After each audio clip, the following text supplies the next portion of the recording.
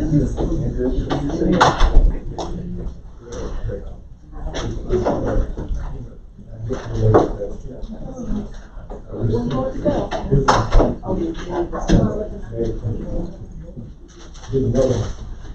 evening, everyone. Good evening.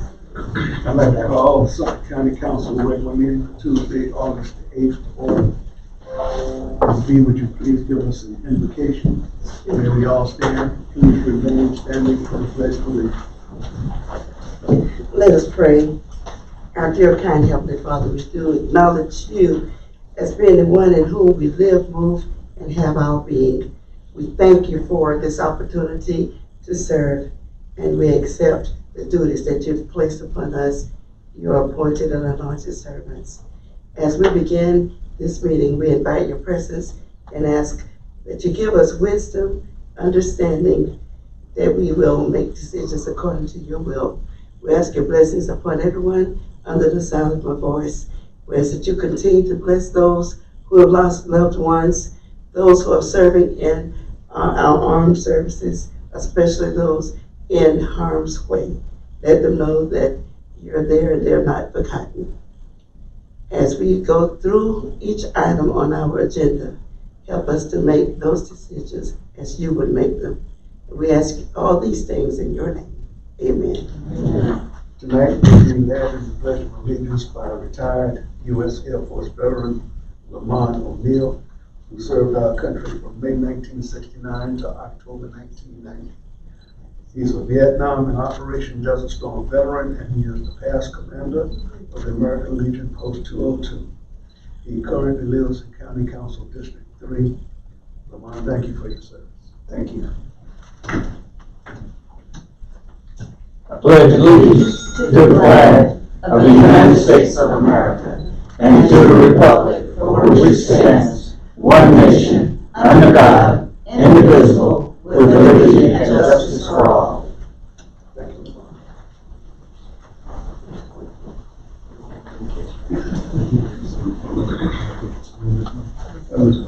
Okay.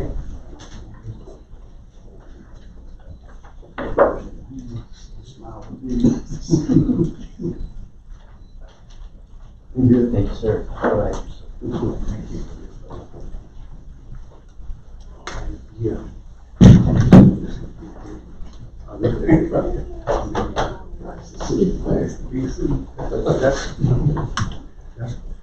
That's a big electrical tower.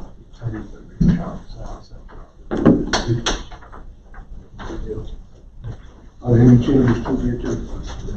No changes. May I have a motion to approve our agenda for this evening? So moved. And moved and properly seconded that we approve the agenda. Any discussion? Hearing none, all in favor, please say aye. We have a motion to approve our minutes from our regular meeting for July 25th. Second. Moved and properly seconded that we approve our minutes from Tuesday, July 25th. Any discussion? Hearing none, all in favor? Next item on the agenda. All in favor, please say aye. Aye. Okay. Approval of the minutes is passed. Next item on the agenda, land use matters, Ms. Rubin.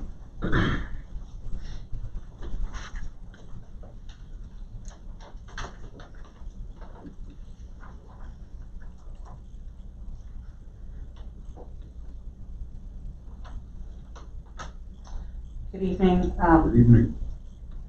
Helen Rudman for planning staff.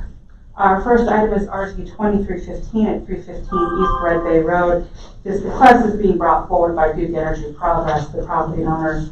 This is to rezone an existing 15.59 acre parcel that houses a cellular communications tower as well as a power substation from general residential to light industrial warehouse.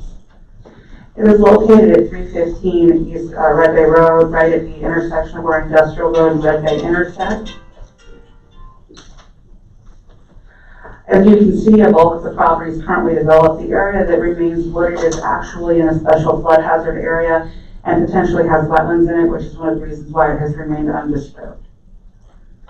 This request is in order to allow Duke Energy to make an investment to replace the existing communications tower that's on the property at a height that will meet their needs.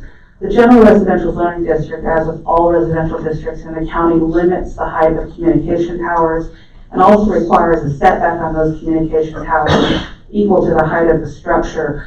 The commercial and industrial districts allow an engineered fall zone certified by South Carolina structural engineer and allows alternative design specifications to put taller towers closer to property lines. So the two driving factors in this request are, one, additional tower height to replace a tower that has reached the end of its useful life, and two, to take advantage of that engineering standard that allows them to keep that tower outside of the special flood hazard area and wetlands areas and to locate it in a way that will not compromise the existing substation. This is what the property looks like today. It's very unchanged. But when we look at the surrounding zoning, it's part of the general residential enclave that wraps around and bisects two areas of light industrial warehouse.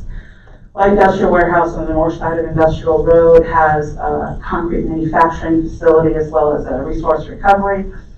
And then there's a small residential enclave there. And then there's this power substation and a bulk of that general residential. And then immediately to the south is some more light industrial. This is right on the Turkey Creek Canal, and it's also adjacent to some rail lines. When we look at the rezoning request, we look at the comprehensive land use plan. In this particular instance, it is in the suburban development planning area. This request is consistent with the suburban development planning area. We expect a mix of uses and types based on form and design as well as area context. Planning Commission did recommend approval of this request. We do find that it's to be in general alignment with the 2040 comprehensive plan, and the chosen zoning district is the least intensive district that allows the applicant to do what they're trying to do. I'm happy to answer any questions. We also have representatives here on behalf of the request. Move approval first reading. Second. It's been moved and properly seconded that we'll approve first reading for RZ 2315. Any discussion? I have a question, Mr. Chairman. Mr. White? Was it built by the planning commission now? I believe it was. Any further discussion? Hearing none, all in favor? Aye. All opposed? First reading of RZ 2315 is approved. RZ 2316 is approved. RZ 2316 is at 1600 South Pike East. The applicant is Terry Jenkins, is a representative of the property owner. This is to rezone an existing 3.62 acre piece of property from light industrial warehouse to neighborhood commercial. This is the property in question. It's just south of Sherwood Forest neighborhood. It's already previously developed. It is the site of Revolution Sanctuary, and this church is seeking to add a parsonage to the property so that they can build a house on it for clergy to live in. The light industrial warehouse does not permit residential uses. That is where this request is coming from, based on the existing pattern of development and discussions of planning staff. It was recommended that the applicants pursue rezoning to neighborhood commercial because it is the least intensive district that allows them to do what they want to do without compromising the utility of the adjacent light industrial property and without negatively impacting the existing residential subdivision to the north. And I say all that to tell you that that's exactly what's on this slide. Again, there's an existing church use on the property. Neighborhood commercial allows that, as does it allow residential uses, which light industrial does not. And then this kind of puts the zoning in context for you. We have a large swath of industrial zoning that's just south of this neighborhood. The reason that going to a residential designation is really not recommended is because it would impact the buildability of the lots that are right in this area of the property to the south. When an industrial lot immediately impacts or is adjacent to a residential lot, it puts a de facto 100-foot setback on the property, which would essentially be a regulatory taking on that property to the south. It has to go to the Board of Zoning Appeals for variances in order to build on it. That does not get triggered with a commercial designation. This is what the property looks like today. The area that you see behind the tree and the picture to the bottom is actually the general area where they want to build I keep wanting to call it rectory. I don't know what the proper word is for it, but the parsonage for the property, and it will fit on this particular parcel. Again, Again, we look at the comprehensive land use plan. It is the suburban development planning area. We do find that the request to go to a commercial designation, in this instance, neighborhood commercial, is generally consistent with the plan. And the Planning Commission did recommend approval of this request. I'm happy to answer any questions. We do have representatives here for the applicant. Approve first reading. Second. Moved and properly seconded that we have first reading on RZ 2316. Any discussion? Hearing none, all in favor, please say aye. Aye. All opposed. First reading of RZ 2316 is approved. RZ 2312 is approved. This is a request at 419 and 429 South Vineyard Drive, right on US 521, to rezone two parcels of approximately half an acre from general residential to general commercial. These are the properties in question. They're just south of the intersection of McCrae's Mill and Vineyard Drive, right at the foot of the bridge, but they're on the north side of the drainage. I'll call it a drainage ditch, but it's actually a canal ditch, and it is recognized as a regulatory floodplain. The south side of the property is also used to be part of the family's holdings. So it's the north side of the property that's a little bit, it's segmented by itself. So the property looks like it's heavily wooded. It hasn't been developed. It's remained like this for its entirety of existence. Part of that is because it is zoned general residential. It's a challenging property for development purposes. And this request is to go from general residential to general commercial in an effort to market the property. The owners recognize that because of the presence of the special flood hazard area on the property, because of its location on 521, in the long term, utility as a residential property is just not there. So this is a speculative rezoning for marketing purposes. When we look at rezoning, we look at the comprehensive land use plan. In this particular instance, it is in the conservation preservation planning area. And this is primarily due to the fact that there's special flood hazard area on the property. As those of you that were with us when we adopted the 2040 comp plan know, the county took all of the special flood hazard area and we put it into the conservation preservation planning area in an effort to defer or detract from developing it for more intense uses. That being said, one of our goals in our floodplain management program is to prevent loss of life, and the best way to do that is to prevent people from living on property prone to floodplain damage. And this puts it in a better perspective. More than half, probably 3/4 of the property is in a special flood hazard area. And for that reason, although going to a commercial designation is generally not supported by the comprehensive plan, the fact that it's got a residential entitlement on it right now makes it more attractive for it to become a commercial property as opposed to retaining that residential entitlement. For those reasons, the Planning Commission did recommend approval of this request. Although it doesn't comply with a comprehensive plan, the fact that we take a residential entitlement off of the property does help further our goal of preventing loss of life. I'm happy to answer any questions that you may have. Mr. Chair, what was the vote from the Planning Commission on this? Can't remember if it was unanimous or one dissent. I think I read it was 1 dissent. Yeah, Had some environmental concern, it was Ms. Harvin. and she had environmental concern. She tends to vote against anything where there's an environmental factor at play. This request was deferred once because at the first meeting the applicants weren't present. The Planning Commission deferred it in order to get the applicants there so they could talk to them. And then after the applicants showing up to the meeting, they were able to discuss it. And although from a technical standpoint in our initial report, staff was recommending denial, the Planning Commission did recommend approval.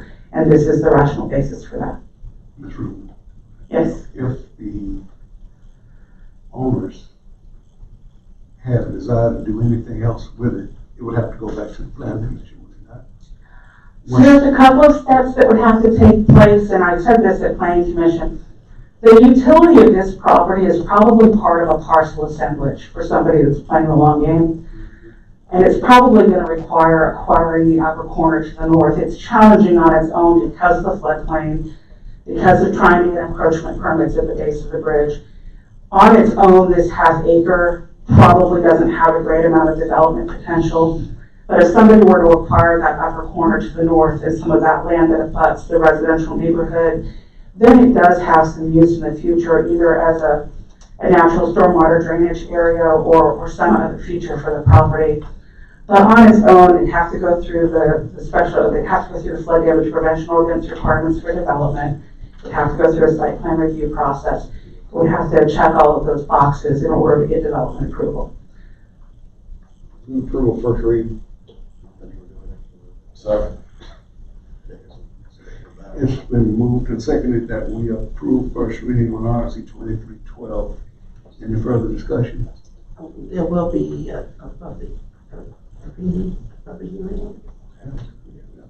It's in my district, so any further discussion? Hearing none, all in favor? First reading? All opposed? I'm opposed. Okay. First reading passes. Ordinance amendment number 2212, third reading. Out of an abundance of grace, I'm gonna say there will be no changes to this request in second reading. Move third reading. Second. Been moved and properly seconded that we have third reading on ordinance amendment number 2212. Any discussion? Hearing none, all in favor, please say aye. All opposed? Thank you, Ms. Rubin. Coming out of committee reports, I'd like to announce that the Fiscal Tax and Property Committee did meet at 5:30 for the purposes of receiving information about a contractual matter with property that is owned by the county. We did go into executive session because it was a contractual matter to receive the information. Once we came out, there was no action taken. It was for informational purposes only. Report from council members on other meetings, trainings, and our conferences. Mr. Chairman. Mr. Washington. Thank you, Mr. Chairman. And I'm sure the councilman from Myrtle Beach Highway will have his 2 cents on this because it's in his district and it's important. But I've received several phone calls about an article that ran in the Sumter item that talked about the finance chairman of the school board wanting to move $400,000 that had been earmarked for R.E. Davis College Preparatory School to build a athletic field. They don't have one. But as you know, Mr. Chairman, the school has been tagged as the R.E. Davis College Preparatory Academy, which sounds real good. But they don't have an athletic field. And so, under the leadership of Dr. Penelope Knox, they identified $400,000 to purchase a field for those kids who now have to travel to Maywood to engage in their athletic activities, track, football, so forth. And so the move now is to move the $400, calling it a dead project. In a sense, in effect, they're looking for money. And of course, the easiest place to take it is from a rural school. And that's what they're talking about doing. Of course, Mr. Chairman, as you know, your father, who I have a lot of respect for, was a trailblazer in this county, would certainly be opposed to something like that. Based on the history I've read about it, what I know about it. And I'm opposed to it. There should not be any attempt to remove an earmark for a college preparatory academy that does not have an athletic field.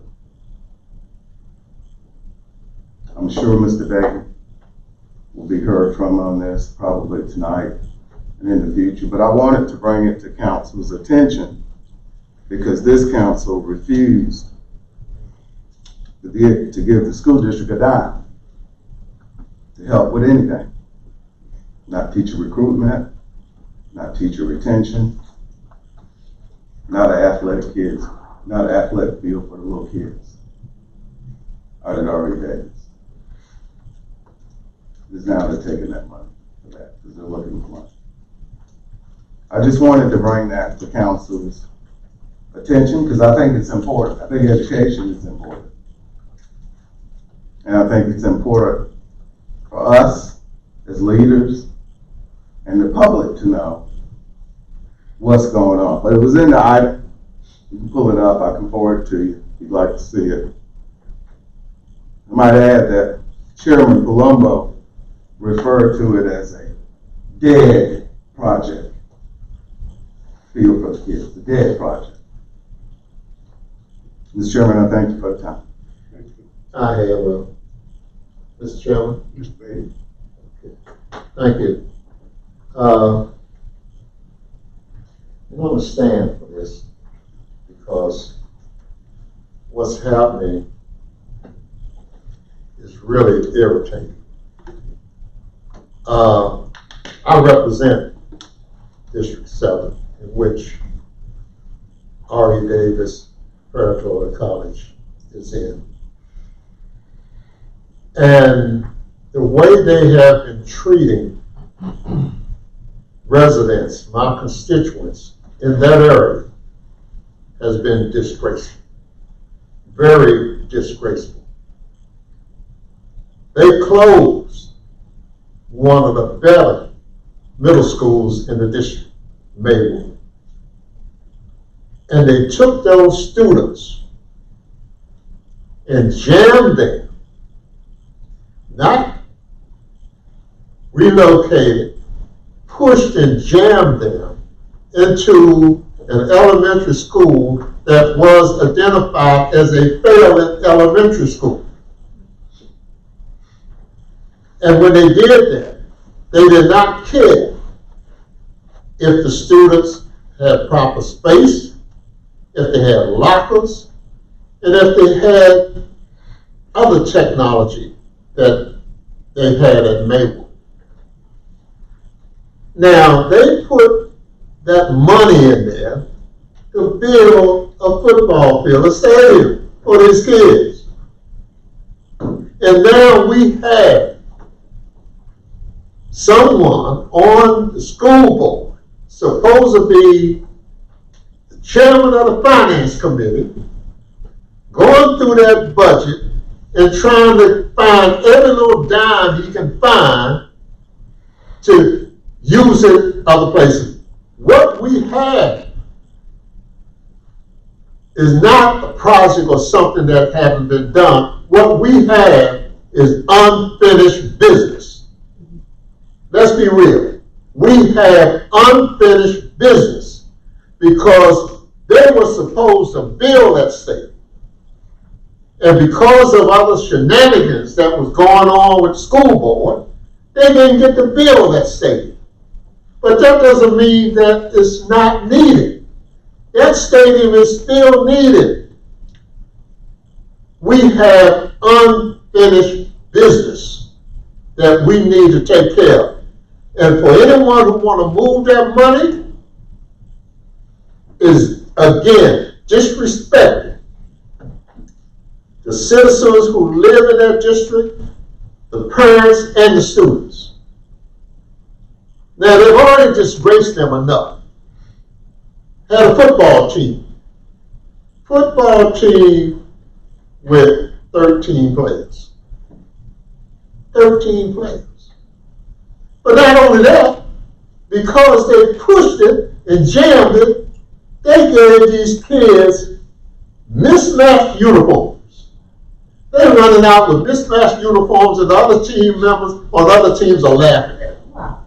Laughing at them. And now, if anyone in here know anything about football, and I'm sure some of you do, you take 13 players on a football team and tell them they're going to play against a team that has 35 and 40 players, they're not going to last a half. By halftime, they're going to be whipped to the ground and run over and stomped in the ground. Now, again, we have unfinished business, and that gentleman who's supposed to be the chairman of finance for Lumbo is trying to look at every nook and cranny to cover up what this council had failed to do. And that's to give the school district the money that they're entitled to. So we're going to bring this up, and it's going to continue to be brought up. We have, ladies and gentlemen, unfinished business and a disrespect for those families that live in that community. Thank you. Anyone else? Mr. Chairman, just to say, I certainly agree with Mr. Payton. That was probably the dumbest thing I've ever heard, to take those kids out of Maywood and move them into an elementary school. I find that hard to believe that the district could even think of putting junior high kids in an elementary school. And I don't know how it happened, but I agree with you. Maywood they should have kept those kids in Maywood. Thank you. Thank you. Anyone else? Mr. Chairman, my last comment is I can guarantee you, I bet you all the money I got in my pocket right now, they wouldn't have done it to Sumter High. And they wouldn't have done it to Alice Drive. I bet you every dime I got in my pocket right now wouldn't have happened. But it can happen out here at R.E. Davis, where they call it the College Preparatory Academy. It can happen out there. And it is a shame. And as leaders, we know better. And when you know better, you ought to do better. Thank you, Mr. Chairman. Anyone else? Mr. Chairman, I can't sit here and not say anything because those are my schools too, even though they are not in my district, but they are my schools too. And it breaks my heart to see what has happened to our schools. You know, I don't even have an elementary school in my district. They were all closed. St. John and Maysville, those were mine. When, I attended high school myself at Maywood, so of course I have some allegiance for that school. And I taught for many years at R.E. Davis. So, I can't begin to tell you how it hurts and how it hurts the people out there. And I don't think that county council, these aren't the only ears that need to hear this. The school board has a big part of this as well, and I know the funding is water under the bridge. And I don't think that everybody understands the way we always vote to try to support the schools. But it's these kinds of things that I see happening, and I'm down where the bushes are being beaten, where they're saying they can't find money for this, they can't find money for that. And, I just feel like more conversations need to be had, and more ears need to be there listening, and more hearts need to be softened toward what we do for the schools. If you think about it, the poor children way out there near Florence County, they have to get on the bus so much earlier than the ones that live in town. And not only that, but they have to ride for so long, such long distances. I rode those routes too as a child, and so I know how it is. I didn't understand why I would be dizzy on the bus because I would be reading while I was writing. I learned later that it was motion sickness, because you can't really read and write and be shaking like that on a bus. And so that's what our kids have to go through now. And then they're on dirt roads too. It's just a lot to this. And I just felt the need to just spill my heart a little bit. It sort of grieves me to hear Councilman say that Ari Davis was a failing elementary school. It's you have good years and you have bad years. There were years when Ari Davis received the silver award because and the gold award because of the performance. But then some years you have that slump. They weren't always failing. Maybe that year was a failing year, but the kids that we prepared went to Maywood, and they made Maywood a passing school. That's why Maywood was an A school that year, because of those children that we sent to them. So, they work hard out there in the country and in the rural areas. And I think we need to really be fair to them and give them what they need. And it's not just the sports field. It's the way that they're crammed into that building. It's a lot. I'm telling you all, I'm talking, and I try to tell the truth, and I try to be fair. But those children were not given justice, nor the teachers. It's just a sad, sad thing for Sumter to treat that community like that. Thank you, Mr. Chairman. Anyone else? Come down to monthly reports and plans.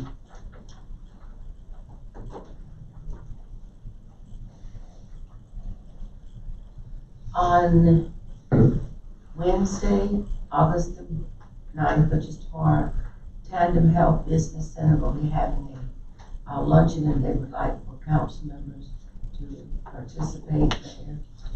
Also on August the 9th, the Board of Zoning Appeals will be having its meeting.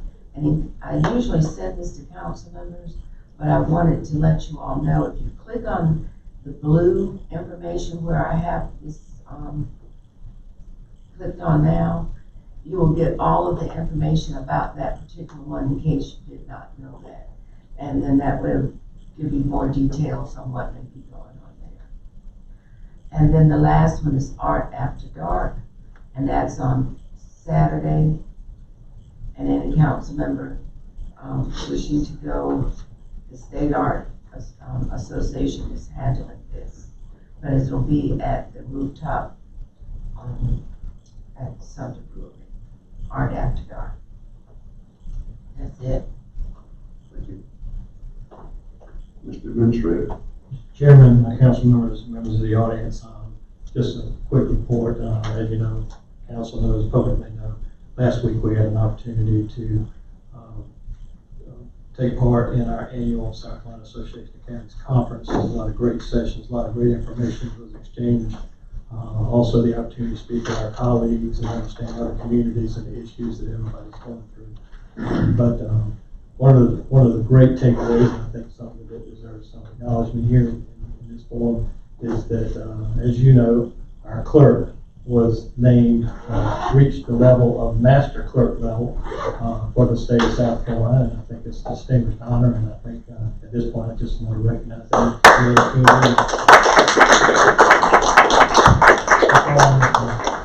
Thank you. Come now to the public comment portion of our agenda. Citizens desiring to speak during public comment to up to 3 minutes. Comments will be made through the chair. If there are any questions, they'll be answered after the meeting. I now declare the public comment portion of our agenda open. Anyone wishing to address council, please proceed to the podium. Please state your name for the record.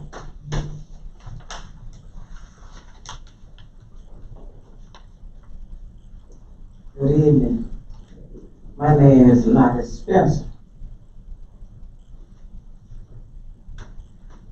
And I live in 14 Hospital Circle.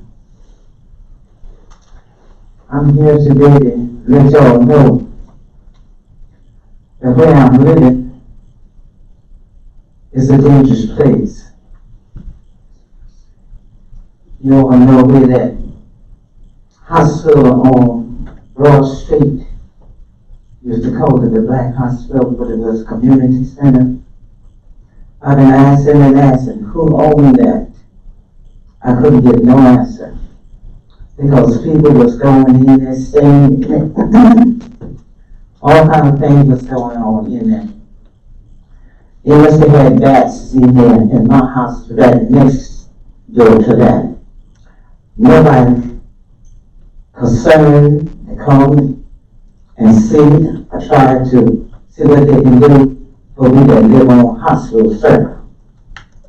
But now, I know who owned it. Now, Mr. Ben Griffin owned it.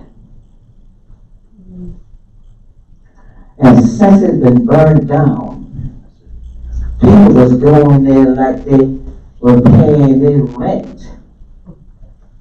Some was going there on the move past with a backpack on his back. I don't know who he had in that backpack. People was going in there. I don't know what or who will go in there and come out and will do something to us on hospital circle. And if you all take the time to go around to the back of that hospital and see when the fire truck finished with it, they left it just like we was just living in a dumpster. And I don't like that. I try to keep the hospital circle presentable. But when you have somebody that owns something and don't want to take care of it, then the people that live like that, they got to do what they got to do. If I have to march to get their hospital building tore down, then I will do that. Because we are people just like you or anybody else. That hospital sitting there, nobody seen it, didn't know. And I called Dr. Lee to come and help me find out who owned that hospital. And she did. And now I want to see what will happen to that hospital. We're not going to live, we're not going to stay there and keep our mind closed. We're not going to do that. We're going to make sure our street, we are buyers, we own our home. We can see that street and see that we stay there and be safe. Friday night and they never shoot on that street because they know that building there is empty now. Tuesday night was shooting. I called the police. I even called Chief Mark and let him know you will not live on the hospital circle, not under that circumstance that you don't know.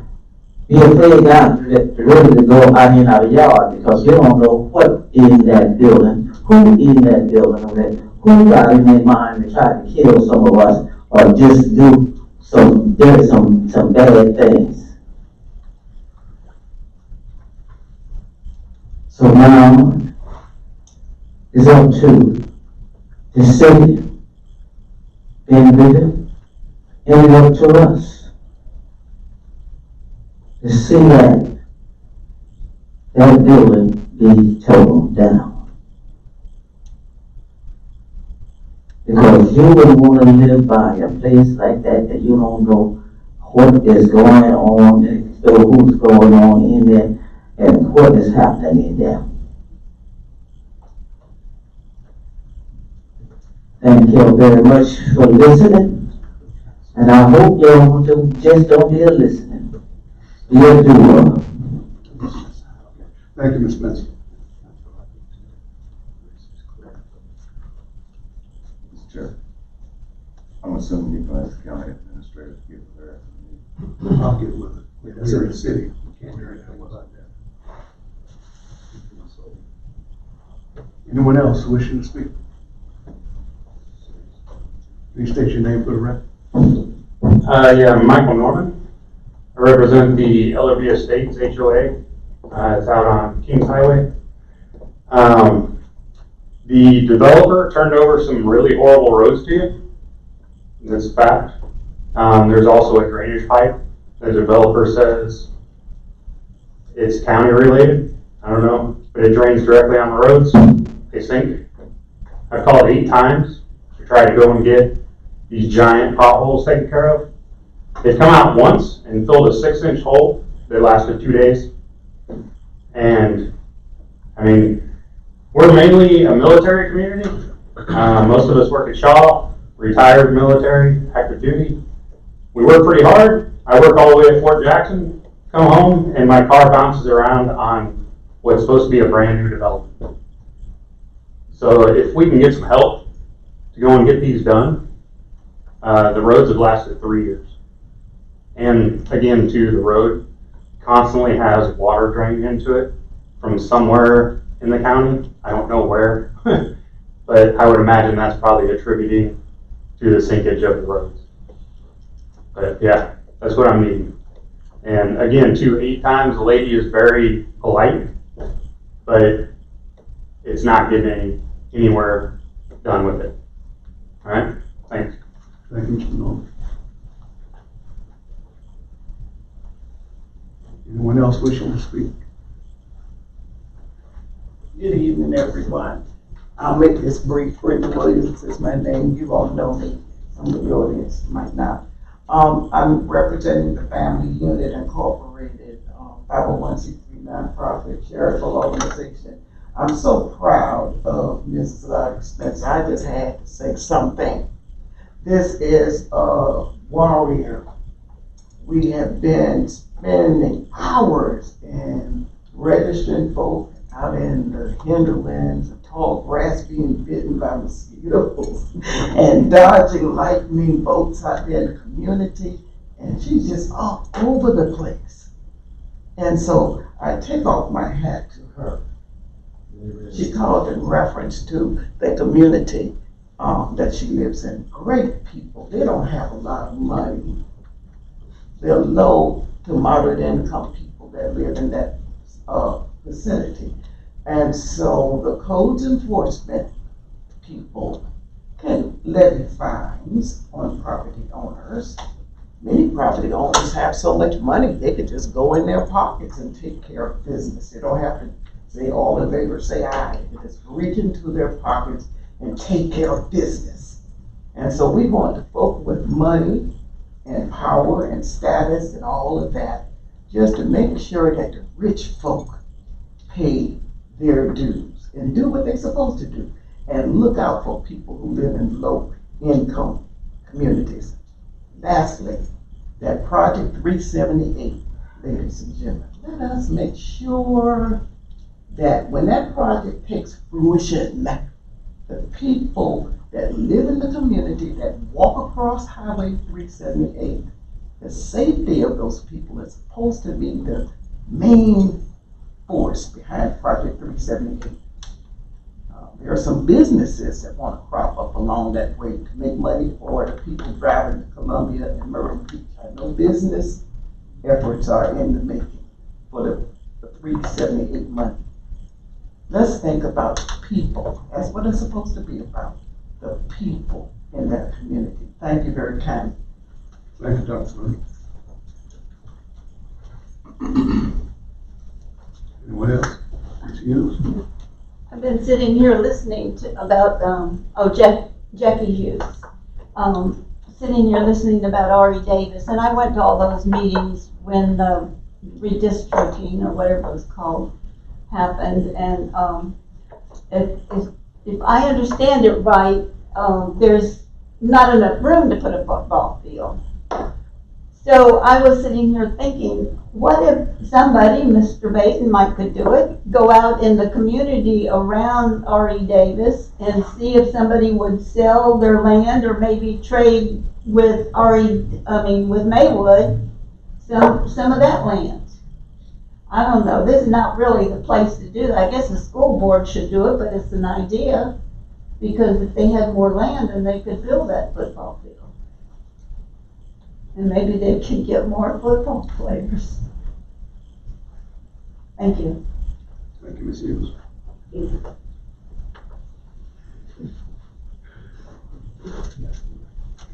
Anyone else? Seeing none, public comment is closed. To adjourn. Second. On motion and second, can we adjourn all in favor? Aye.